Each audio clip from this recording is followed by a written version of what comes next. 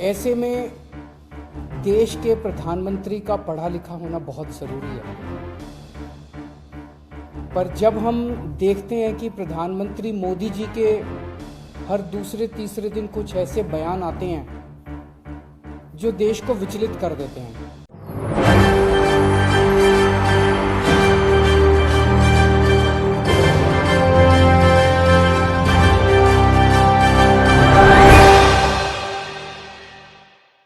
प्रधानमंत्री नरेंद्र मोदी से सवाल पूछना गलत है। पीएम मोदी से अडानी को लेकर बात करना गलत है, क्योंकि अब राहुल गांधी के बाद दिल्ली के मुख्यमंत्री अरविंद केजरीवाल की मुश्किलें पड़ी हैं। जी हां, अपने दर्शकों को बता दें कि प्रधानमंत्री नरेंद्र मोदी से उनकी डिग्री को लेकर दिल्ली के मुख्यमंत्री अरविंद केजरीवाल ने एक सवाल पूछा, जिसके बाद उन्हें हाई कोर्ट से नोटिस आ गया।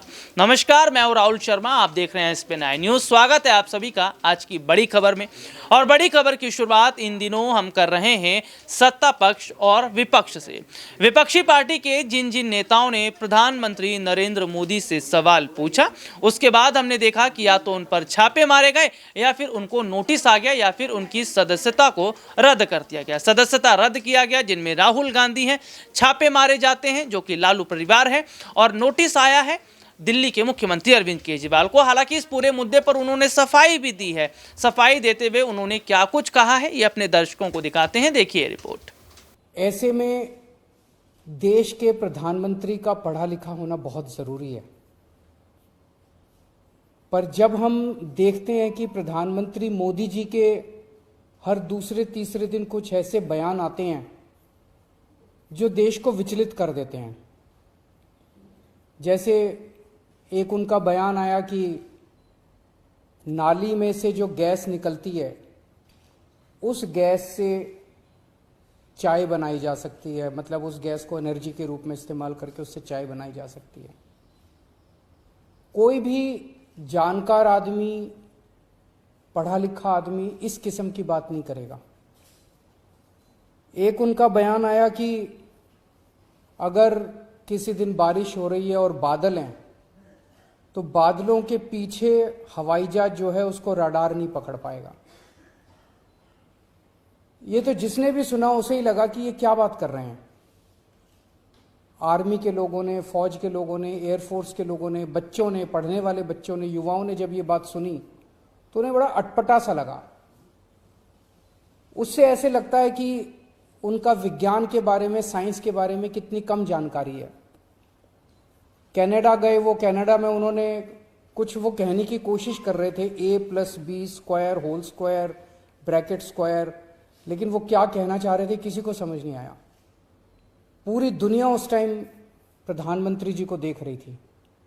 पूरी दुनिया के सामने देशवासी एक तरह से बड़े एम्बैरेसिंग फील कर रहे थे। एक और मैं देख रहा था, प्रधानमंत्री मोदी जी बच्चों को एड्रेस कर रहे हैं। बच्चों को वो बता रहे थे कि कैसे क्लाइमेट चेंज जो है वो ऐसा कुछ नहीं है, कोई क्लाइमेट चेंज नहीं है। अब climate change, global climate change, global warming जो है, ये एक बहुत बड़ा सत्य है। ये पूरी दुनिया मानती है, पूरी दुनिया के अंदर इस पे खूब काम चल रहा है। अगर हमारे देश के प्रधानमंत्री ऐसी बात करेंगे कि क्लाइमेट चेंज कुछ नहीं है, ग्लोबल वार्मिंग कुछ नहीं है, तो फिर तो उसके ऊपर हम एक्शन भी कैसे ले पाएंगे। और मैं देख रहा था उसमें जो बच्चे सुन रहे थे वो दबी जबान में हंस रहे थे। ऐसे में ये संदेह होता है और ये प्रश्न उठता है कि क्या हमारे देश के प्रधानमंत्री पढ़े लिखे हैं। जैसा कि कई घटनाओं से ये स्पष्ट हो रहा है कि अरविंद केजरीवाल देश विरोधी समूहों का एक मोहरा है। ये कोर्ट को नहीं मानते, कानून को नहीं मानते, और देश ये भूलेगा नहीं कि इन्होंने 26 जनवरी के गणतंत्र दिवस परेड का भी विरोध किया था। और समय समय पे ये लोगों को अराजकता में ढकेलने की कोशिश भी करते हैं अपने बयानों से, अपने कार्यों से। आज कोर्ट ने 25,000 रुपए का जुर्माना भी लगाया है अरविंद केजरीवाल के ऊपर। मेरा मानना है दिल्ली और देश को ऐसे खतरनाक मंसूबों के व्यक्ति से सतर्क रहना चाहिए, और कोर्ट को भी लगातार मिल रही अरविंद केजरीवाल जैसे व्यक्ति से कोर्ट विरोधी टिप्पणी के लिए संज्ञान लेना ही चाहिए। ये रिपोर्ट आपने देखी जिसमें सीधे तौर पर एक और जहां हमने देखा कि अरविंद केजरीवाल ने इस पूरे मुद्दे पर मोदी सरकार को घेरा, तो वहीं भाजपा के भी तमाम नेताओं ने राहुल गांधी की डिग्री पर सवाल खड़ा किया था, जिनमें सुब्रमण्यम स्वामी बीजेपी के तेज तर्रार और दिग्गज नेता माने जाते हैं, जिनका यह कहना था कि राहुल गांधी के पास जो डिग्रियां हैं वो फर्जी हैं। उस मामले पर नोटिस नहीं आता है, लेकिन प्रधानमंत्री नरेंद्र मोदी हो या फिर स्मृति ईरानी या फिर अमित शाह, इनसे अगर डिग्री को लेकर सवाल पूछा जाता है तो नोटिस आ जाता है।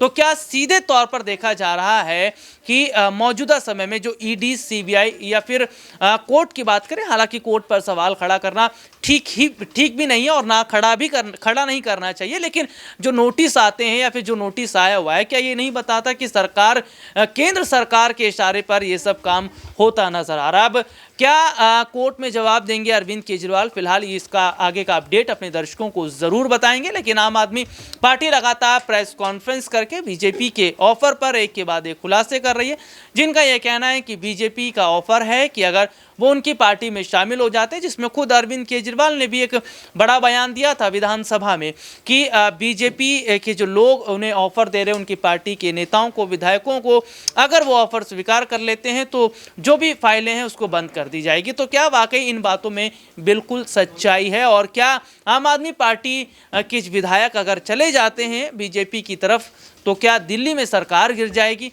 जनता की क्या राय है वो लोग कमेंट करके जरूर बता सकते हैं। फिलहाल आज के लिए इतना ही, आपसे फिर दोबारा मुलाकात होगी, तब तक के लिए इजाजत दीजिए, नमस्कार।